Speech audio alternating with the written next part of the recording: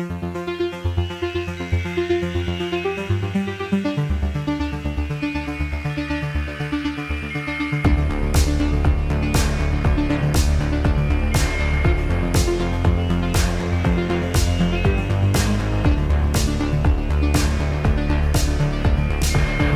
everybody, welcome back to another episode of Every Horror Movie on Netflix. I'm Patrick, back again this week with Chris. Hello. And Steven. Hi.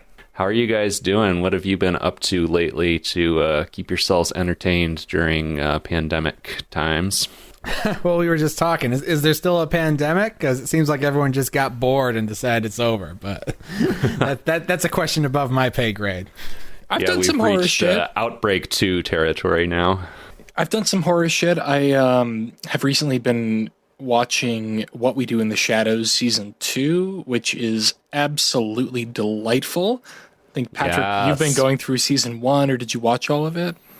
I did watch all of Season 1, and it was quite delightful. It's been a while since I've watched the What We Do in the Shadows movie, and so I kind of have forgotten much of the context for all this, but yeah, it doesn't matter in a very dry way. Season 1 totally eclipses the movie, and Season 2 eclipses both the movie and the first season of the show. It is absolutely delightful and hilarious. I'm Team Guillermo. Do you remember Guillermo from Season 1? Oh, of course I remember Guillermo. Yeah, Guillermo he's got a strong dramatic arc in Season 2. You know, he's questioning not only his sexuality, but also his relationship toward his vampire host. Guillermo, I guess we should clarify, is like the young familiar who's coming up under the tutelage of these insufferably vain, stupid vampires who are the protagonists of the show, and I mean is certainly the only actually likable character on the show, so I'm glad to hear that he's getting more to do this season. Well, and I will say the other characters become more likable as the second season drags on, which I think is what makes it so great. And I learned today it's been renewed for a third season, which I'm absolutely jazzed about. Yeah, I feel like that show has all of a sudden caught fire in the last few months. Everybody's talking about it, and I don't know why it all of a sudden caught on with everybody. Probably just because the second season was coming up, but I feel like it's all of a sudden getting recognized, and I'm glad to see that because it's fun. It's a good show. Very weird show. And also, I've made a lot of impulse buys because I'm just stuck inside of my computer all day. I bought a couple of Critters Shout Factory posters a few days ago, and also, if you're listening right now, it's over, and I'm sorry for that, but the Vinegar Syndrome Halfway to Black Friday sale is going on right now. So Patrick, Chris, get on that. If you don't know, Vinegar Syndrome is a Blu-ray label that does really pristine, beautiful, beyond Criterion level restorations of cult, horror, sci-fi, and porno movies. I'm looking at their catalog right now. Classic titles such as Blood Games, The Immortalizer, Psychic Killer, Drug Stories, I Like to Watch, and L.A. Wars. Yeah, those are some of their new announcements for this Halfway to Black Friday sale, which is a big deal. Unfortunately, I didn't recognize any of those titles, which I was sort of disappointed by, but they put out Liquid Sky, one of my favorite movies that was trapped on, I literally, through the Monroe County Library system, I got a DVD of a bootleg of Liquid Sky years ago, but they finally restored it to its glory. And so this week, my impulse buy, because of this sale, was I rounded it out with 2 Rudy Ray Moore movies. Nice. Yeah, the last 2 I needed in my collection, The Human Tornado, and I forget the other one, but also Spookies, which is one of the most baffling movies. I can't wait to have a party with you guys and watch Spookies. It was a movie that was made by 2 different directors with very different ideas of what a horror movie should be, and it also features cover art by Richard Corbin, nonetheless. Nice. Yeah, well, if I was at all inclined to buy actual physical movies on Blu-ray, I would definitely check that out. Instead, I've just been buying the physical media. I've been buying is just really stupid fucking comic books. I recently purchased the 90s era Marvel DC crossover Lobo the Duck, which is a character amalgamating Lobo, the space bounty hunter, and Howard the Duck, which, as Steven was saying in our pre-show discussion, are perhaps two of the dumbest fucking characters ever created in comics, and the result is just as dumb as one would expect. And I kind of regret spending that $8 now. But hey, I kind of want to read it, though. I can resell it. Oh, you want it? I'll sell it to you for $5. I'm not going to pay for it. It's a discount. I bought it for $8. Well, listen, we're not going to get into stupid impulse buys because I made the granddaddy of them all so bad I can't even talk about it on this show. Oh, God, if only the fans could know, Chris. Maybe someday they'll know, but not now. Wait, you're really not going to divulge what you're talking about? No, I'm not going to. Maybe another time. When we have a Patreon, we can put that content up there. Well, listening audience, rest assured, it's a doozy. And if you ever find out, it's going to be worth the wait. I was screaming, you'll be screaming. Anyway, but I've been just living vicariously through Patrick in terms of horror stuff because Patrick and Allison with Hawaii have been rewatching X-Files and replaying Heavy Rain, two of my favorite things in the whole world. Oh, dude, yeah, we finished Heavy Rain last night. and you only ended up with the second worst ending instead of the worst ending. Yeah, I mean, as longtime listeners will remember in our discussion of Heavy Rain from the 2018 year in review episode, I think Heavy Rain I selected as my favorite horror discovery or something of the year. And Chris, didn't you also select it as your favorite horror discovery of 2018 or something? Yeah, I don't know which of us picked it, but yeah, we were giving it some love.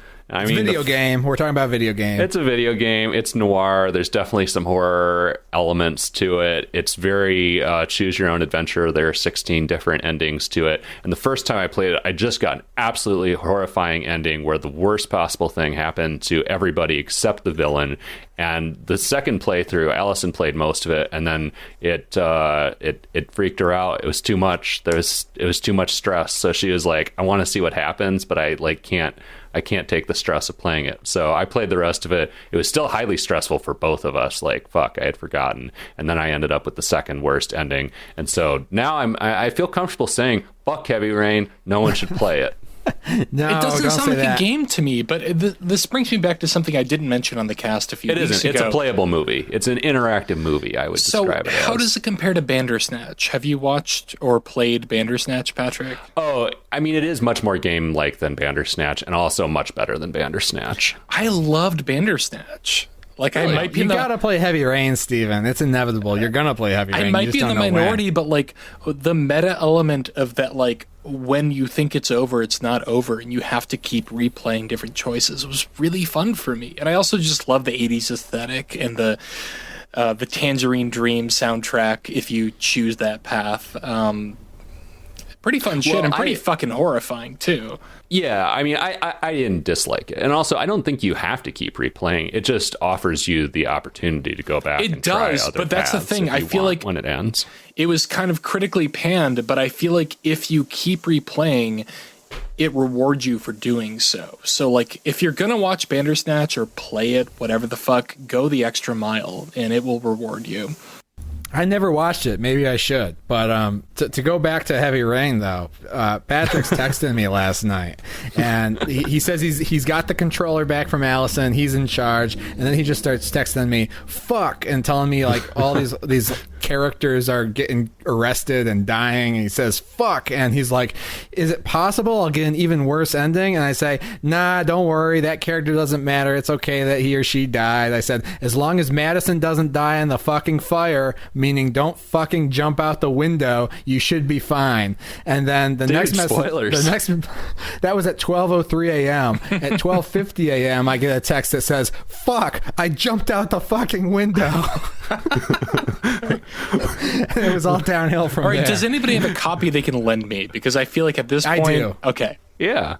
Yeah, I have it for PS4, so I don't want the fucking thing in my house anymore. I'm never playing it again because God knows I'll probably only get the third worst ending next time. Give it to me because I've been hearing hot takes about this game for 7 years or however the fuck, however long it's been out. I feel like I should just play it to have an opinion at this point.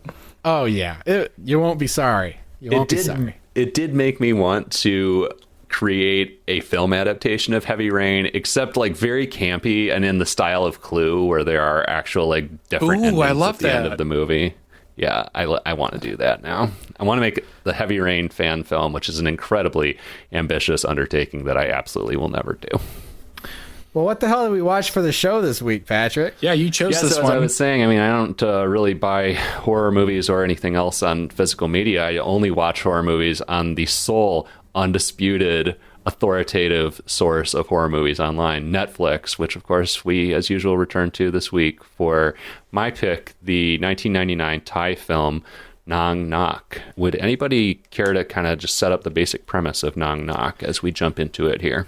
Yeah, so this is a Thai film, and it's based on what apparently is the most popular Thai ghost story about a pregnant woman whose husband goes off to war, and I mean, I don't think it's spoilers. It's not spoilers. We're not going to be able to talk about it without giving away the premise. No, it's not. Even though the premise is shocking. Yeah, so she dies in childbirth and waits for her lover to come back from war. And chaos ensues As a ghost. when he does. As a ghost, of course, yeah.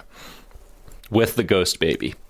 And a ghost baby, something we've not seen in our journey so far, I think. Yeah, and the fascinating thing about this, well, one of a number of things that are kind of fascinating to me about this movie is, as you said, Stephen, this is apparently just a really popular and well-known story in Thailand. And this is, I forget the number, but this is one of many film adaptations of this story. Like, if you look it up, there are probably at least 10 film versions of this story that have been done. It is, and this movie was, at the time, an unheralded blockbuster. Just like blew ticket sales off the charts. But recently, and I mean, I don't think this will reflect my review at all, but I think in 2013, there was a version of this story told from the man's perspective that made even more money. Huh. Well, and we should clarify, I mean, a blockbuster in Thailand specifically. So, like, if you haven't heard of this film before, it wasn't necessarily a blockbuster here. It was the first Thai film to earn 100 million baht, which is the Thai unit of currency at the box office, and went on to earn more than 150 million baht. So, yeah, just certainly destroying Thai box office records. And tickets were 100 baht, just to put this in perspective, but still like an unparalleled success. And I think it was one of the first Thai movies in decades to actually do an international tour, and it gained a lot of critical acclaim across the globe, really. Yeah.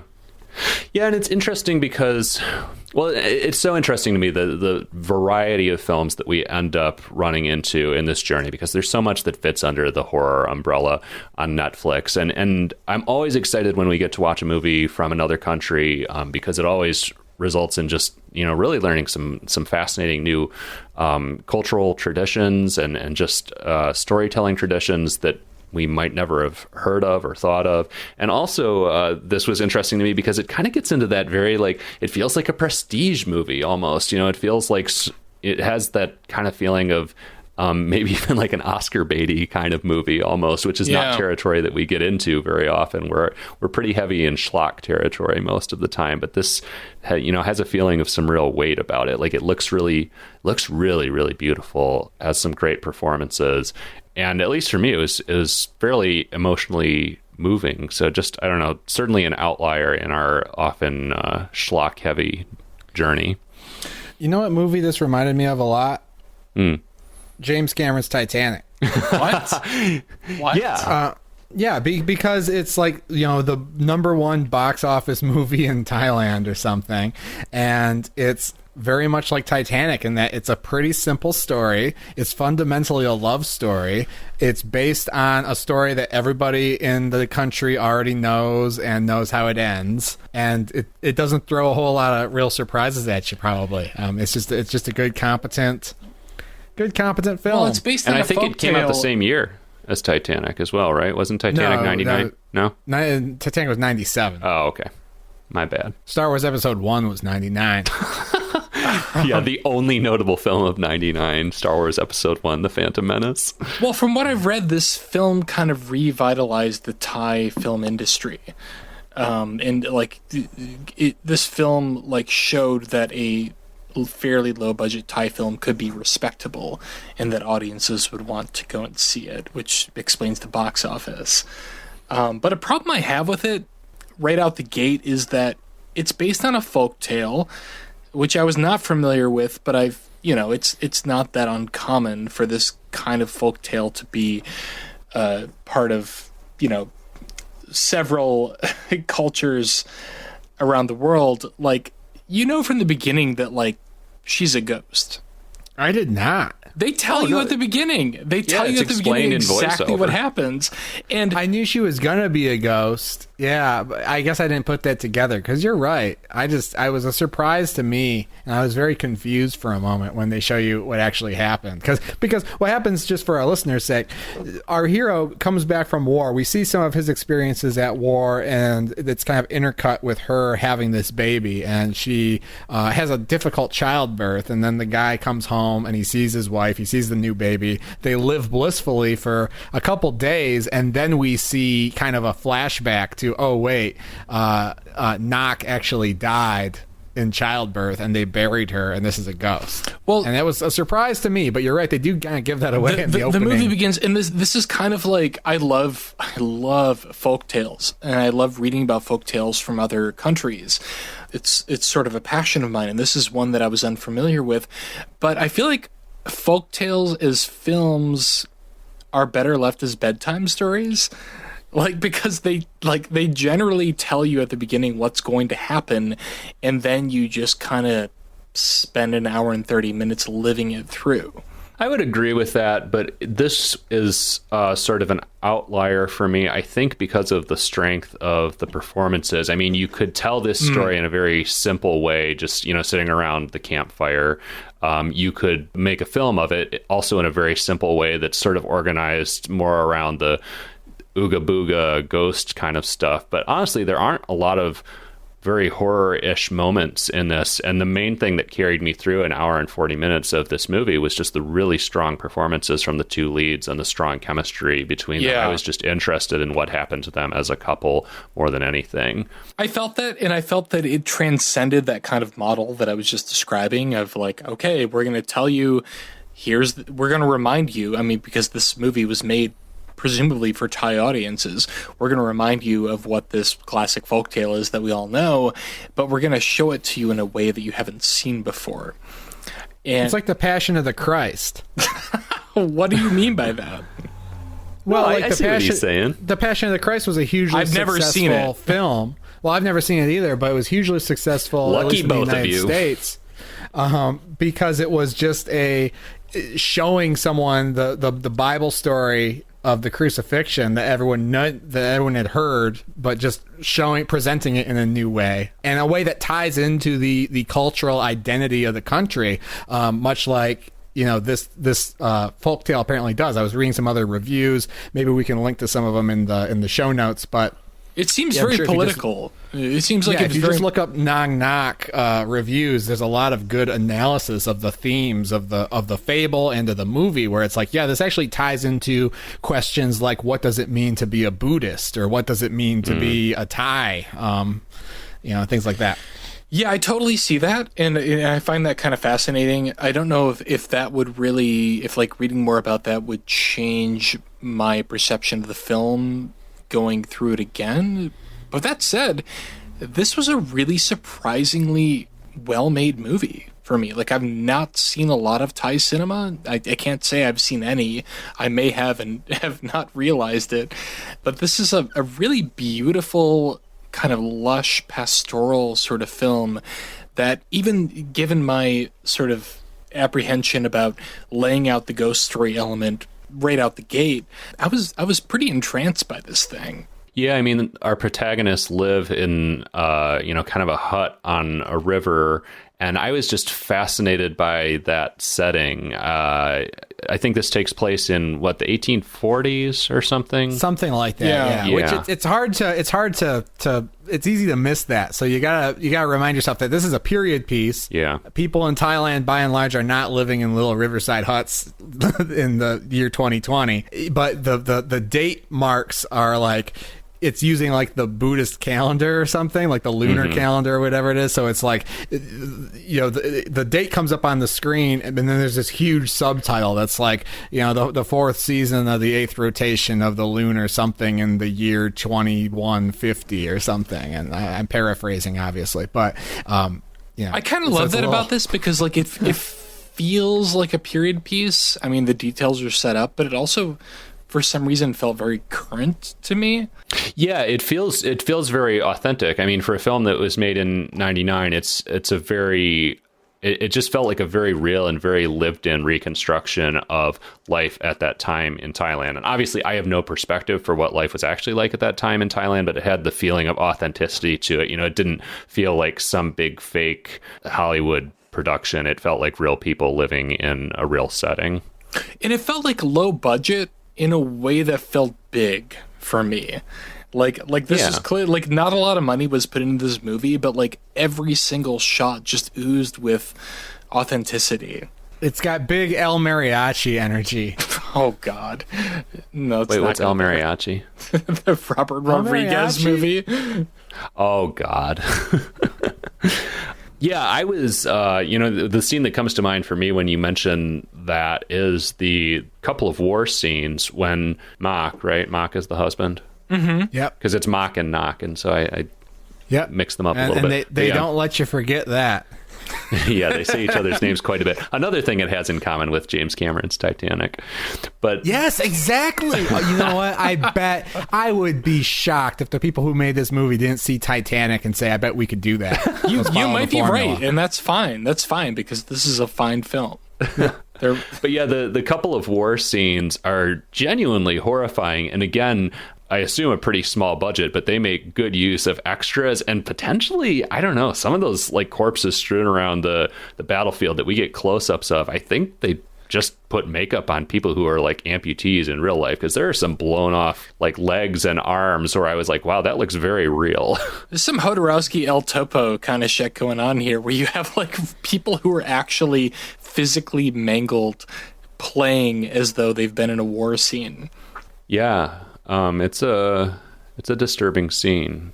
And as you said, you know, I think it makes good use of what was probably a fairly small budget. Yeah, so, but like, yeah, the war stuff, it also makes you kind of feel like the movie's going in one direction, and that it doesn't quite. Like, it kind of felt a little bit like The Deer Hunter or something, or like a Jacob's Ladder, which I haven't seen Jacob's Ladder, but like the idea that like maybe Mock's predicament was that he was going to come home to his family, but like be haunted by the war for the rest of the movie. And we get a little bit of that, but that's the least of his worries, actually. So, yeah, I mean, we have that early voiceover, as we were talking about, that does set up the fact that Knock is undead. But I was kind of wondering for a minute if Mock was also a ghost as well, or was going to be a ghost, because he sustained some pretty serious wounds. And I was kind of puzzling. I never had any doubt about that, but that's really interesting. I kind of wish I had had that kind of read on this movie, because, again, the intro, the monologue at the beginning, sort of tells you everything you need to know. And I didn't really feel any suspense regarding the situation between him and his wife. I assumed he lives, he comes back, she's a ghost. They tell you everything at the beginning, and I never felt a moment where I questioned that. Yeah, you know, I thought that voiceover was weird. I guess I'll tip my hand here. Well, I mean, we kind of all are. I think it's clear that we all seem to have enjoyed this movie.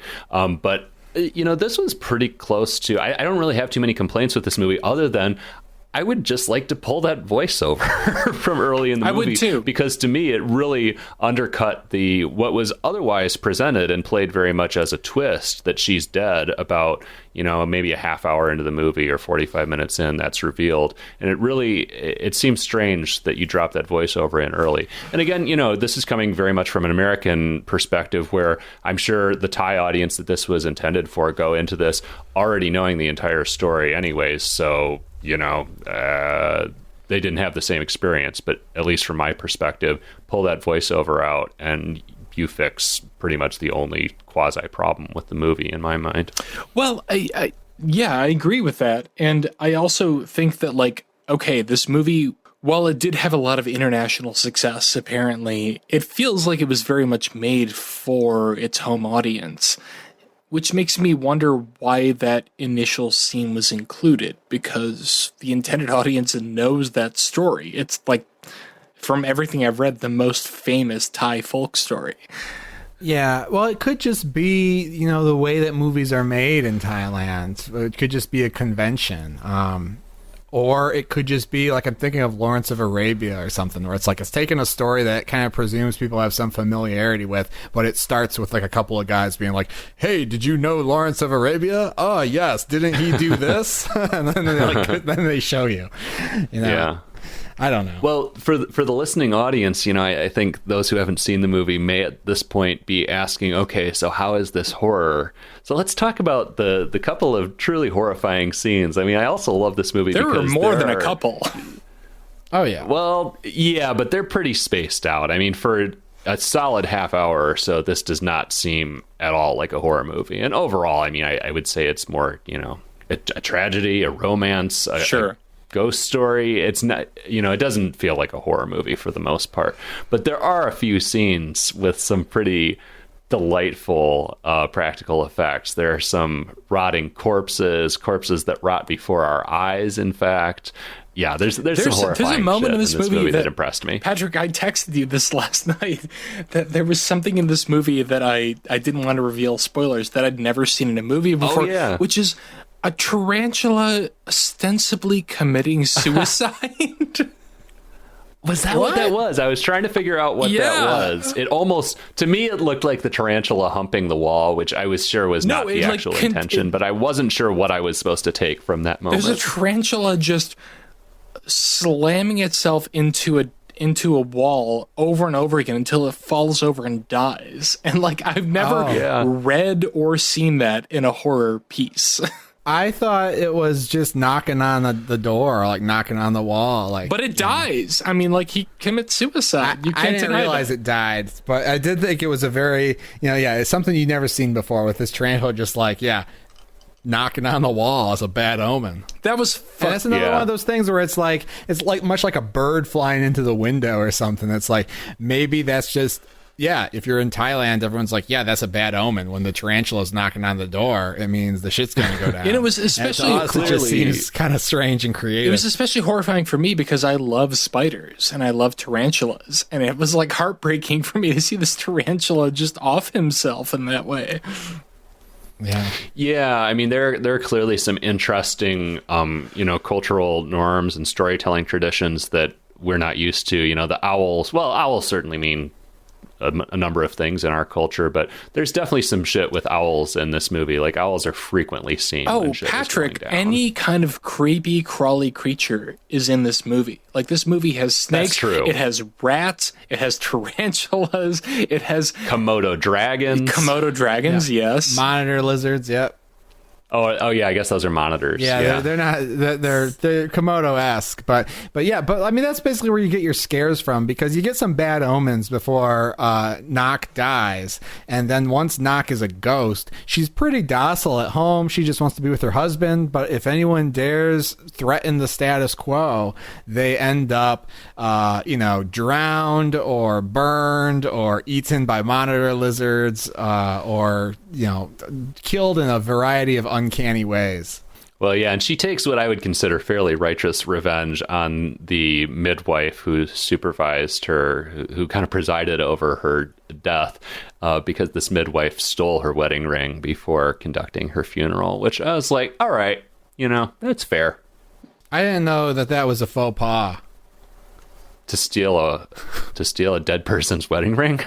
Well, if I went to war and I came home and my wife died in childbirth, maybe they would keep the ring. Well, yeah, but I don't think they were keeping it to give it back to Mock. The woman was just stealing it. The way that was shot, because they show them preparing Nock's body for the burial and everything. It wasn't clear to me that it wasn't just the way you prepare bodies for burial in that tradition, that you just take their jewelry off, because why wouldn't you? Well, but the woman kind of really ripped it off Nock's finger and then sort of secreted it away in her garments. And then later Nock specifically references that the woman stole her ring. Well, Well, that's what a ghost would say, right? Oh, they stole my... Like, maybe she wasn't doing anything wrong. Oh, they stole my ring, though. Because Are you really gaslighting the ghost right now? I'm just saying the ghost... I love this. Don't trust a ghost when it says someone stole some of their shit, because they may have been dead already. Okay, ghost shamer. This is also a very wet movie. Like, everything's wet. I mean, I was wet while watching it. I should mention that before I should mention this earlier, but this movie, I think I told Chris before, this movie was in my queue before Patrick chose for us to review it, because the artwork on Netflix made it look like a gay Asian erotic drama. Not quite, right, almost. yeah. Almost. There's a couple of scenes that got me off, but not enough. They live on the river. It's always humid. It's always rainy. Someone's always spitting. There's blood everywhere. It's just mud, lots of mud. Everything's wet in this film, and it's a beautiful thing. I want to talk about something. Wait, what made you think that it was a gay drama? Well, so this was, I mean, I'm not kidding. This was literally in my queue. This movie, the original artwork for it, which I did not know was a horror movie, was like two beautiful Thai men, shirtless, in pantaloons, up against a tree. And I just thought, okay, well, I should watch that later. That kind of hits on. Are you sure it wasn't Knock and Mock? Wait, what? Are you sure it wasn't Knock and Mock? No. You said two men. I mean, are you... It was probably knocking when like comes. Yes, and it was like, hey, I gotta tell for you. sure. It was Yeah. Because there's a pivotal scene where Mock's best friend finds him in the forest and is like, "Hey, man, just so you know, your wife's dead and you're living with a ghost." We may want to... The call we never want to get from our best friend. I've seen a number of images of Thai people before. I was curious about their teeth in this film. Yeah. So I looked too. I looked it up as well. Yeah, they're eating the beetle leaf or whatever. Betel, beetle. I don't know what it's called. I think it's betel. It's like it seems to be almost kind of like a narcotic that comes from nature, and that is apparently very prevalent in Thai culture. And it turns your saliva red and eventually your teeth black, I guess. So it's the equivalent of like chewing tobacco. It's like chewing tobacco. So they're kind of like chewing on this stuff throughout the movie, and it kind of gives their teeth and lips this kind of unnatural red color that we're not used to seeing. But no one else seems to be surprised by it. And then once they mentioned the name of the plant, I looked it up. I'm like, oh, that's what they're doing. They do mention the name of the plant, was... and like I didn't go into this movie thinking like, oh, that's fucking gross and weird and like horror-ish. I was immediately curious about like why, like what is it in this culture that they're ingesting that might make them look that way, and that look doesn't lend to the horror bent of this movie by any means, but it was just kind of an interesting cultural discovery for me. Well, and it was interesting because the first time I noticed that, and I'm surprised I didn't notice it earlier in the movie, I guess, was when Mock returned from war, and because it looked almost like his mouth was bloody at first, I thought I was supposed to take something away from that, and that also kind of contributed to my kind of period where I thought that maybe he was a ghost too. I thought that maybe that was communicating something about whether they were ghosts or not, I guess. And then I finally it dawned on me that basically everyone looked that way, and I'm not sure why it took me that long to realize that, but it did.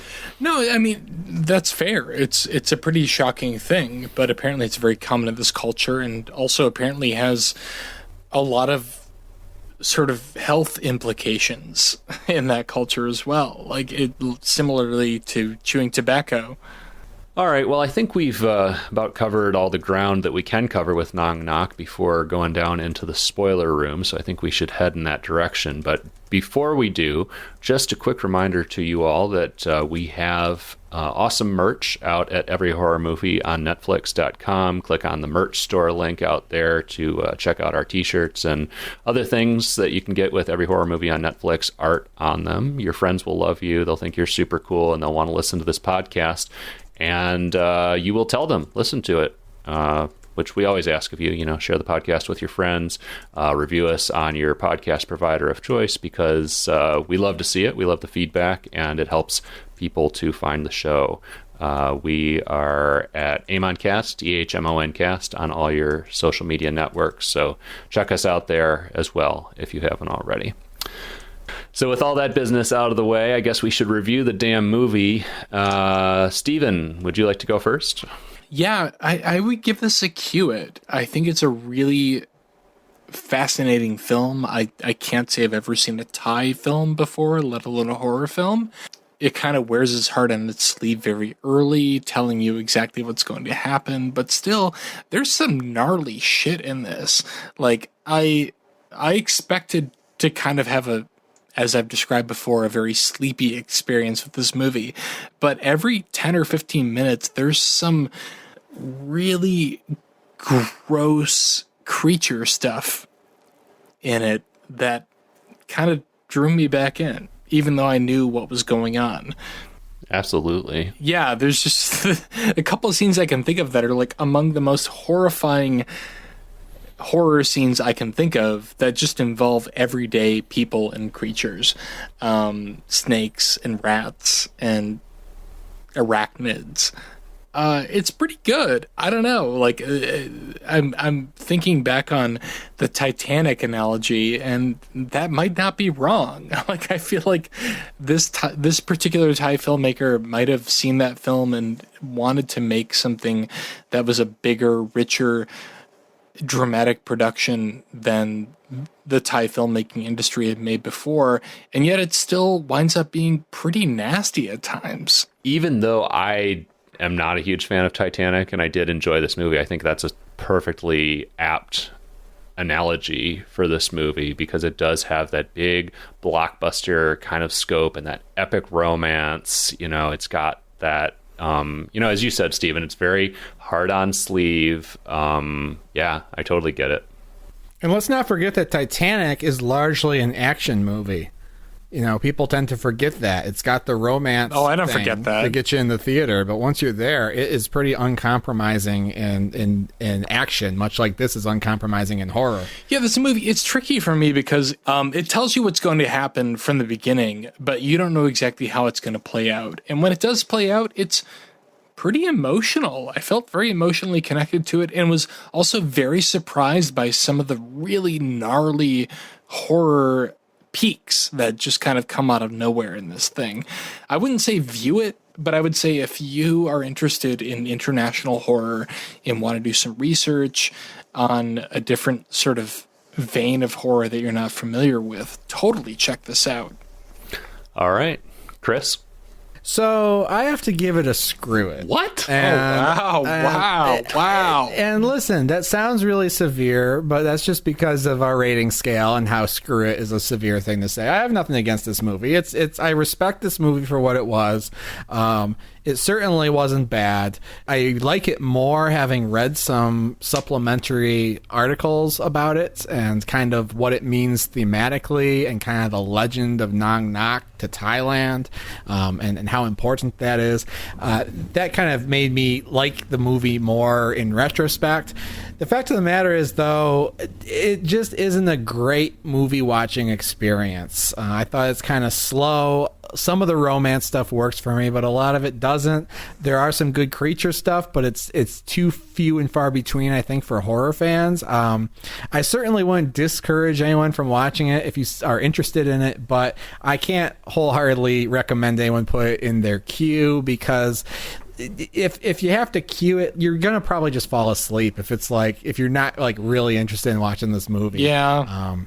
So I have to say screw it. Check it out if you want, but screw it. Wow. Well, that's insane. I give it a view it, strong view it, maybe not view it with prejudice, but I thought this was, again, just culturally fascinating. I thought it was emotionally really moving. Great horror elements, as we've discussed. Really enjoyed it. Had a good time with it. I wish I'd had that experience. It was pretty sleepy for me, but had enough to keep me going. But I totally understand Chris's perspective. Cool. Yeah, I mean, it's not like thrill a minute by any stretch It's of the not Titanic. imagination. No, and I'm glad it fucking isn't. But yeah, yeah. We'll leave it at that. When's the last time you saw Titanic, Patrick? Fucking long enough ago. Not long enough ago, actually. Okay. I will say, Let's put too, it this way. I watched it on VHS. I watched it over the space of 2 VHS tapes. Oh, a double my VHS, yeah. God. If you haven't seen Titanic as an adult, you have no business talking about Titanic. I haven't. It sucks. Whatever. So I will say, I mean, it's no Avatar. in the spoiler room, we might get into more about like what this movie meant culturally for the place that it came from, and I totally respect that. I think it's kind of amazing what a success this movie was, and that it spawned other films to become very successful in Thailand. But as it is, you know, it's functional. We'll get into it down the spoiler room. We're going to get down there to the basement with the rats. They're going to be biting our ankles. They're going to be floating. The dead rats are just going to be floating on the fucking water. Yeah, that's a fucking thing that happens in this movie. Jesus. All right. Oh, God. All right, we're putting on our waders. We're going down to the spoiler room. If you want to hear all the spoilers from Nong Nok, follow us on down there. If not, if you got that fear of floating rats, get the fuck out. Go watch Nong Nok. Or, if you're on Team Chris, don't. If you're an animal rights activist, just don't. Don't watch this movie. Don't listen past this point. If you're thinking of going to the spoiler room, don't. Don't. All right, we'll be back in a sec.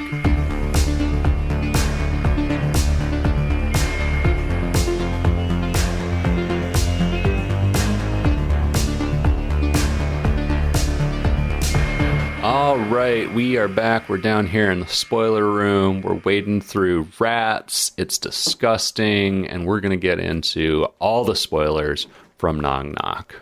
So, I ask you, gentlemen, what are the spoilers from Nong Nok? How do we spoil this? Because we know from the beginning that Nok is a ghost, or becomes a ghost.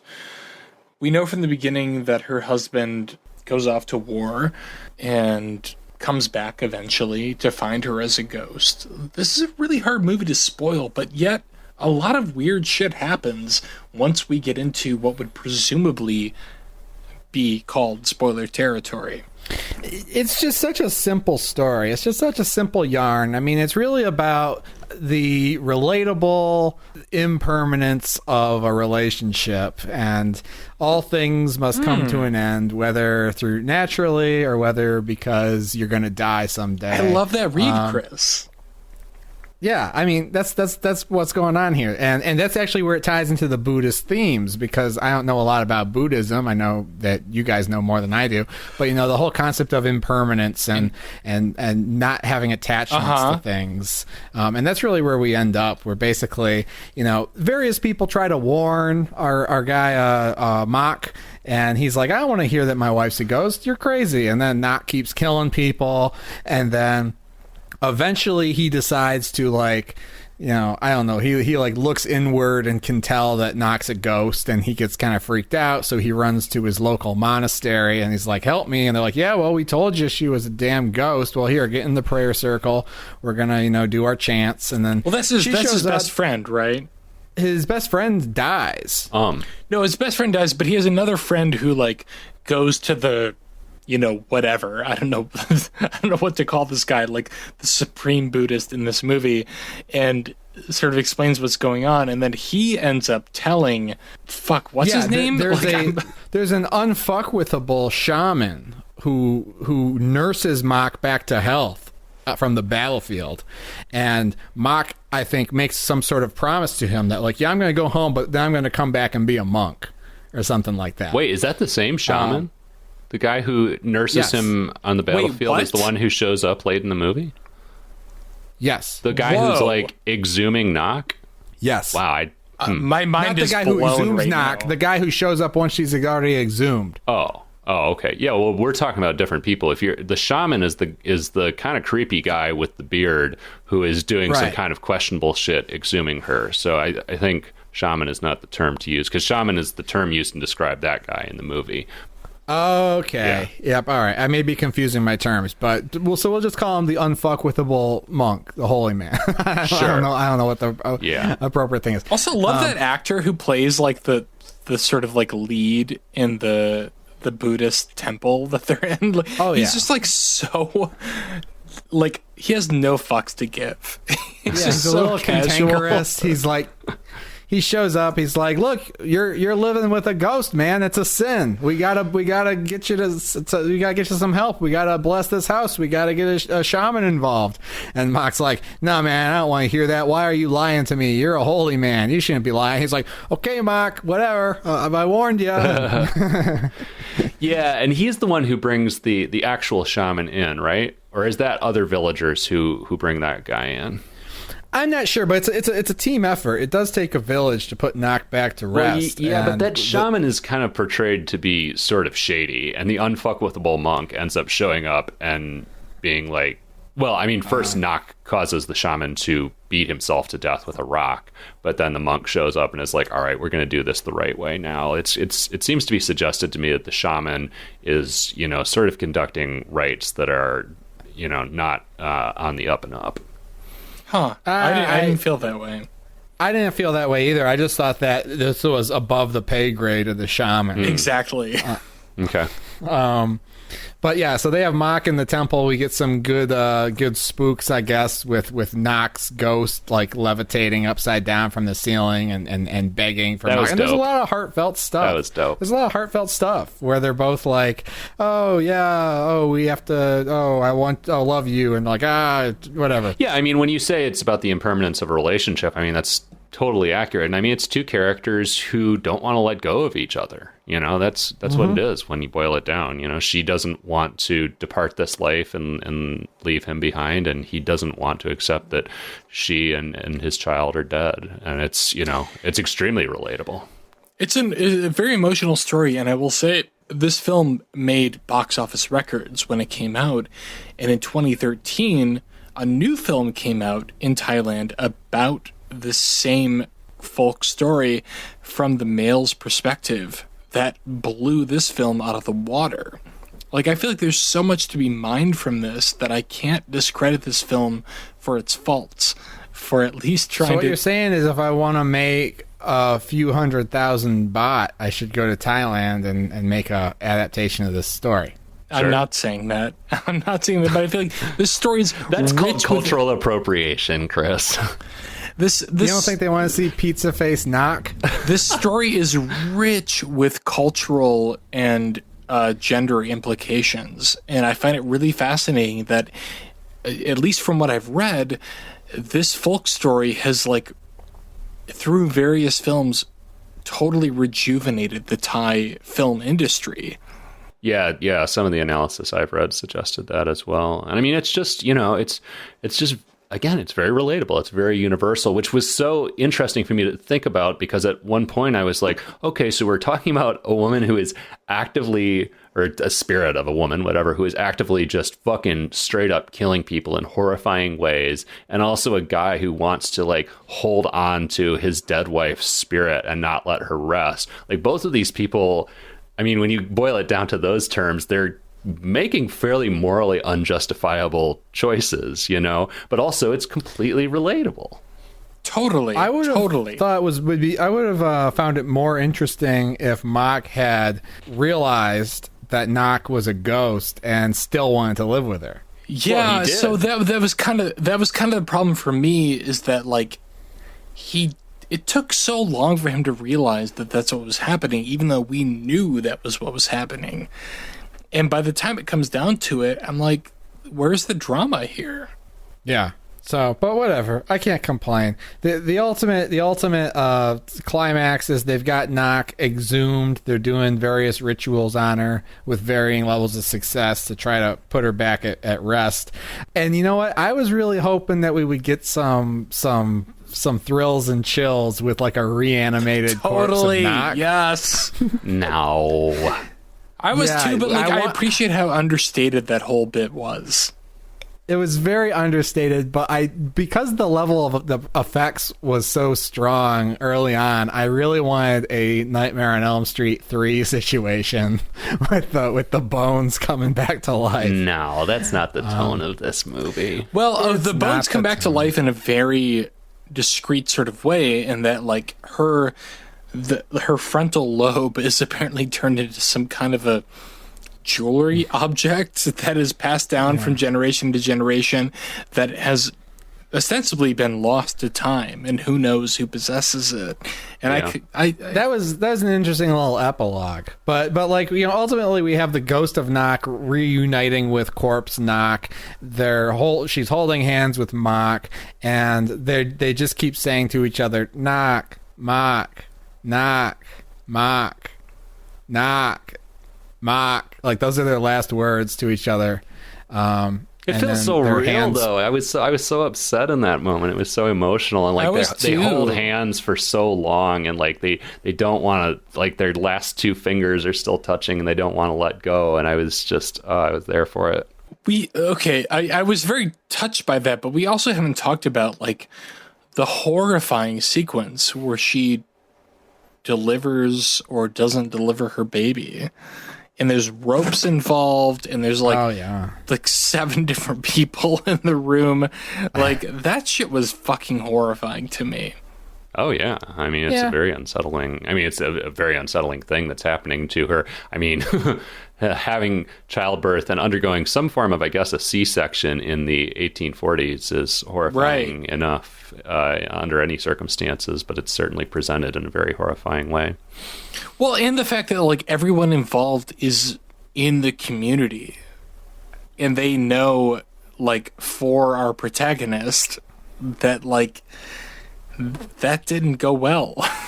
And like so few people are willing to confront him and tell him that his wife is a fucking ghost and his baby is a ghost. Like, I love that stuff. Yeah, man, it's good. Well, yeah. Then we get the little intern monk cutting the piece out of Nock's skull, and we get some exposition in the voiceover about how that relic was passed through hands and lost to time. And so when you ask what my big stupid impulse purchase was this week, Here we go. I might have a little piece of Nock. That really is a doozy. You did not falsely build that up. But I guess my understanding of the folklore is that Nock's actually still out there as a ghost in some form. Yeah, and that totally. the relic was kind of her more malevolent aspect or something, kept under control. Well, because I guess people will still go and leave offerings for Nock, and they think that they'll bless them. Like when there's a draft, the men go and pray to Nock and leave something, so that because Nock will not let them be conscripted, because that's what happened to Mock. And then also pregnant women stay away from Nock and stay away from her shrine for obvious reasons. Well, the head monk, the unfuckwithable monk, as we keep referring to him as, says he's going to take that relic with him. Like, he's going to help her sort of, complete her karmic cycle, I think. He's going to help her continue healing and atoning for what she's done, it's suggested. Mm-hmm. Yep. And then we get this very interesting shot of Mock now having become a monk, as he swore at the beginning of the film, paddling down the river, and I think he goes by his house, and there's a little moment, and you're like, what's going on here? Is he looking for her? Is she there? But I think it's just supposed to be a little more bittersweet and straightforward than that. I think it's just like, oh, yep, here I am, a monk. Oh, remember Nock? Yeah. Those were the days. Yep. Beautiful story. Beautiful film. That you gave a screw it. Yeah, I mean, yeah. Yep. All right, well, that's Nong Knock. Now I guess it's time to find out what we're watching next week, and it is Steven's turn to pick that. So, Steven, what's up next? Don't fuck us, Steven. Don't fuck us. Don't fuck us. Fuck us. Guys, I'm gonna fuck you so hard. We are watching The Car: Road to Revenge. Oh boy. Oh, this So, is great because Patrick- we recently watched The Car. I did not watch The Car. What do I need to know about The Car to go into The Car Road to Revenge? The Car is like What happened to the car that it needs revenge? you'll never know. I think that's part of the appeal. Patrick and I watched The Car as part of the spoop group night quite a while ago, right? Yeah. Well, yeah. I guess we should clarify. I remember that's when our, you did that. That was a while ago. This our like recurring spooky movie night with friends that Chris never comes to because he hates us. That's the backstory on Spoop Group. And for those who are like, what's Spoop Group? Yeah, so this is a movie from the late 70s about a really awesome car that happens to be the crux of all evil. And somehow some low budget film company has made a sequel to it. And I'm here for it. Like, I love the car. I love that you just like slipped into like full 8-year-old mode. You're like, it's a movie about a really awesome car. That's how I feel, though. Like, I love the car. I love the movie The Car. I love the car in the car. And I want to see that car do some insane What do I shit. need to know about this car? I feel like I'm underprepared for Chris, this movie. I have Bill's Blu-ray, and I will... I don't want to watch it. Just tell me. Okay. You remember Christine. We know Christine. Yeah, a I great remember film, Christine. A great American film. Imagine Perfect Christine, film. same concept, except with way less explanation for why the car is sentient and wants to kill things. Does the car have an owner? No. No, it's just a fucking car that kills people for no reason. It's just like, oh, here comes a car. It's just a monster car. It's not like Yes. anyone's Yep. car. Amazing. All right. Can't wait for Car Road to Revenge. I'm so delighted. This is just like the epitome of the every horror movie on Netflix journey to me, that we're going from this like Thai sort of prestige-y drama to The Car Road to Revenge. It's great. I love it. Can't wait to watch it in I'm 2 thrilled. weeks. All right. Well, you know what to do. Go to everyhorrormovieonnetflix.com. Go to the merch store. Review us. Subscribe to the podcast. Follow us at EHMONcast, EHMONcast on all your social networks. We love you, and we love it when you show us that love back. I think that's all we've got for this week. That's all I got. All right. Well, we'll see you in a couple weeks for The Car Road to Revenge. For Every Horror Movie on Netflix, I'm Patrick. I'm Chris. I'm Steven. And we will see you soon. Bye-bye.